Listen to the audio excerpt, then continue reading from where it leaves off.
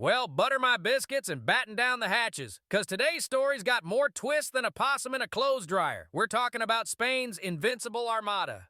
A fleet so big, so shiny, so overconfident, it got its butt whooped by the weather before the enemy even blinked. Now I know what y'all are thinking. How do you mess up that bad? Well, grab a chair, crack open a cold one, and let old hillbilly history explain how a king with more gold than sense managed to lose a war to the ocean itself. Picture it. Europe, 1588.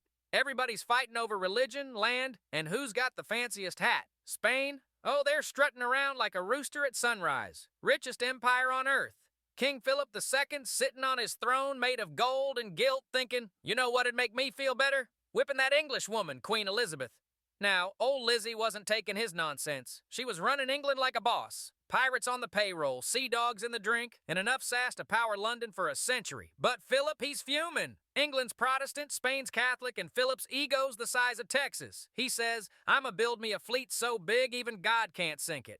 Spoiler alert, God took that personally. So old Phil throws money at shipbuilders like confetti at a wedding. He builds 130 ships, fills them with 30,000 men, 2,500 cannons, priests, soldiers, and snacks for months. We're talking the 16th century version of a Walmart supercenter, everything but common sense. They start calling it the Invincible Armada. That's like naming your dog Never Runs Away right before he bolts down the highway.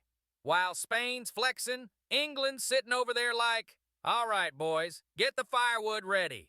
Sir Francis Drake, the pirate with a mustache and audacity, was polishing his cannons and probably laughing his boots off. And y'all, this ain't just a little flex war. Philip's sending this fleet to invade England, dethrone Queen Liz, end Protestantism, and prove he's the Lord's favorite. But the Lord, he's sitting up there with popcorn like, let's see how this turns out. Before a single cannon fired, the weather came in like an unpaid bar tab. Storms ripped through that fleet, smacking those fancy ships like toys in a bathtub. Sails shredded, anchors snapped, sailors puking overboard like it was open bar Friday. When the Armada finally limped up toward England, they were already looking rougher than a raccoon on laundry day. England's like, oh, they're here? Perfect timing. So Drake and his boys light fire ships, old boats filled with flames, and sent them floating right into Spain's packed lineup.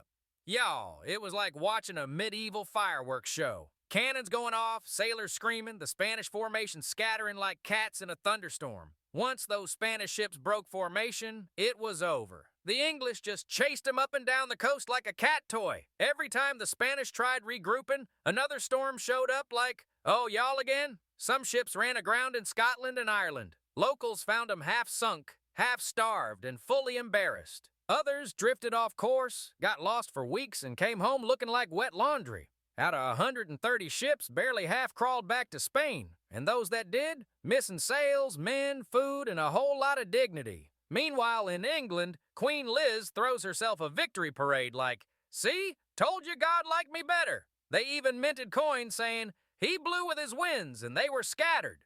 Translation, thanks for doing the work, weather. Now, King Philip's sitting there in Madrid trying to act calm. This was, a test from God. Buddy, it was a test, and you failed in all subjects. The Spanish Empire never fully recovered.